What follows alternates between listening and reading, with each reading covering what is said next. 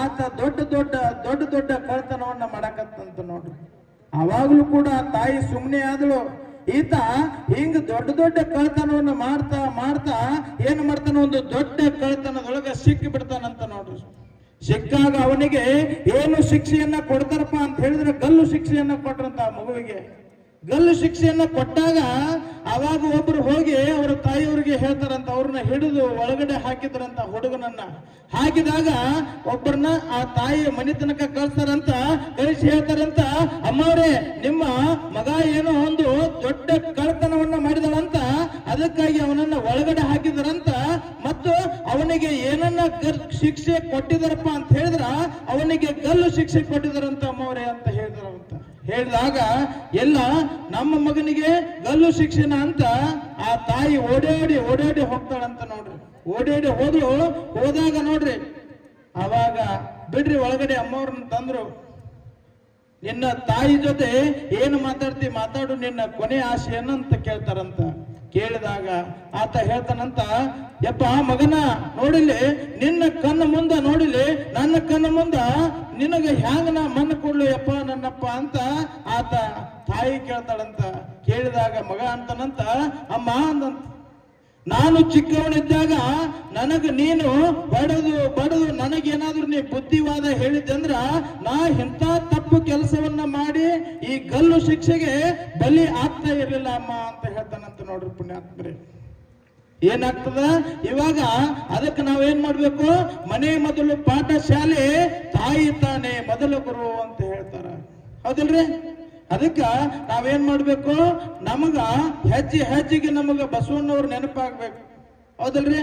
ನಮಗ ತಪ್ಪು ದಾರಿಗಳು ನೆನಪಾಗೋದಿಲ್ಲ. ಬಸವಣ್ಣವ್ರನ್ನ ನಾವು ನೆನಪು ಮಾಡ್ಕೊಂತ ಹೋಗಿದ್ದೇ ಆಗಿದ್ರ, ಹೌದಲ್ರಿ? ಅದಕ್ಕ ನುಡಿದರೆ ಮುತ್ತಿನ ಹಾರದಂತಿರಬೇಕಂತ, ನುಡಿದರೆ ಮಾಣಿಕ್ಯದ ದೀಪ್ತಿ ಅಂತಿರಬೇಕಂತ, ನುಡಿದರೆ ಸ್ಫಟಿಕದ ಸಲಾಕೆ ಅಂತಿರಬೇಕಂತ, ನುಡಿದರೆ ಲಿಂಗ ಮೆಚ್ಚಿ ಹೌದೆನಬೇಕಂತ, ನುಡಿ ಒಳಗಾಗಿ ನಡೆಯದಿದ್ದರೆ ಕೂಡಲ ಸಂಗಮ ದೇವ ನೆನ್ ತೊಲಿವನಯ್ಯ ಅಂತ ಹೇಳ್ತಾರ ನೋಡ್ರಿ ಪುಣ್ಯಾತ್ಮರೇ. ಅದಕ್ಕ ನಮಗೇನ್ ಇರ್ಬೇಕಪ್ಪ ಅಂತ ಹೇಳಿದ್ರ, ನಮಗ ಹಿಂದೊಂದು ನೋಡಿಲಿ ಗುರು ಇರ್ಬೇಕಂತ, ನಮಗೇನಿರ್ಬೇಕು? ಮುಂದ ನಮಗೊಂದು ಗುರಿ ಇರಬೇಕಂತ. ಹಂಗಿತ್ತಪ್ಪ ಅಂತ ಹೇಳಿದ್ರ ನಮ್ಮ ಗುರಿ ಏನಾಗ್ತದ? ಸಕ್ಸಸ್ ಆಗ್ತದ ಪುಣ್ಯಾತ್ಮರೇ.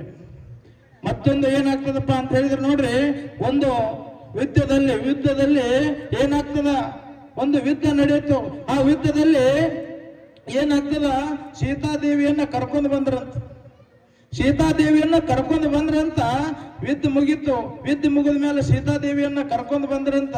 ಕರ್ಕೊಂಡು ಬಂದಾಗ ಸೀತಾದೇವಿ ಏನ್ ಮಾಡ್ತಾಳ?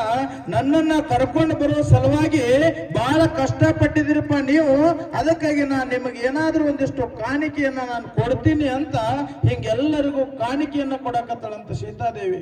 ಯಾರಿಗೆ ಬಂಗಾರ, ಯಾರಿಗೆ ಮುತ್ತ, ಯಾರಿಗೆ ರತ್ನ, ಯಾರಿಗೆ ವಜ್ರ, ಹಿಂಗ ಕಾಣಿಕೆಯನ್ನ ಕೊಡ್ತಾ ಹೊಂಟಳಂತ.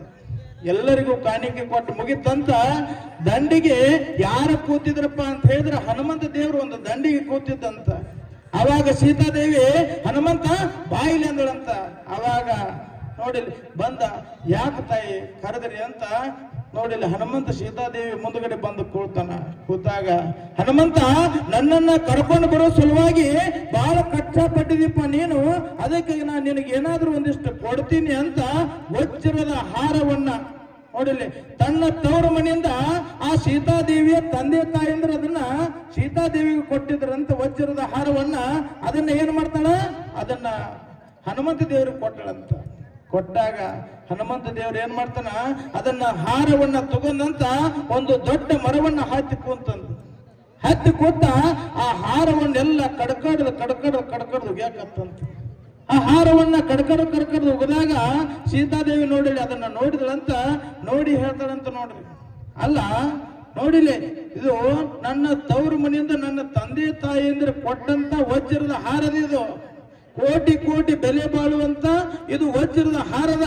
ಇದನ್ನ ಕಡ್ಕಡ ಹಿಂಗ್ ಉಗಿಯಕತ್ತಿಯಲ್ಲ, ನಿನಗೇನು ಹೇಳಿದ್ರೆ ಏನ ಮಂಗೆ ಅಲ್ಲ ನನಗೆ ಅಂದಳಂತ.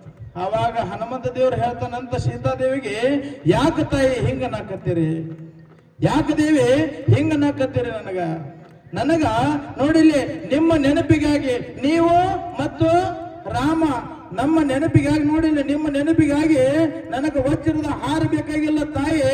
ನೀವು ಮತ್ತು ರಾಮ, ನನ್ನ ಗುರು ರಾಮ ಸದಾ ಕಾಲ ನನ್ನ ಎದೆ ಒಳಗೆ ಇರ್ತೀರಿ ತಾಯಿ ಅಂತ ಹೇಳ್ತಾನಂತ ನೋಡು.